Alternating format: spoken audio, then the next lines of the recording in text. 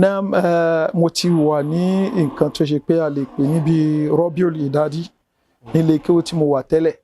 ṣùgbọ́n gbà tí mo dé Darul Falah yẹn dáàdì mi gangan náà tiẹ̀ mú mi lọ sọ́dọ̀ Mudir Musa Agboola Yahya khatamallahu lahu bil husna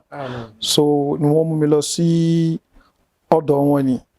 so pé ọmọ mi yìí ni ó fẹ́ kéwú dẹ̀ fẹ́ wá sọ́dọ̀ yín sẹ́gbà tí wọ́n ṣe test fún mi so wọ́n ní ọmọ yìí ń gbìyànjú gan ṣùgbọ́n ó kàn jẹ́ pé a ní fi sí kíláàsì tó lòun wà kí ló fà ó ní pé àwọn tírà tí wọ́n ń rẹkọmẹ́ndì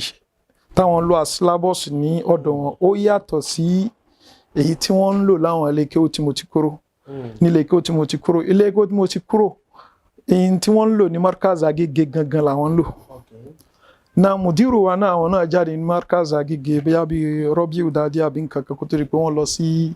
Libya so but àwọn nǹkan tí àwọn ń lò àwọn nǹkan tó ní í ṣe pẹ̀lú àwọn tírà rẹ̀ lágbára yẹn ló pọ̀ jù.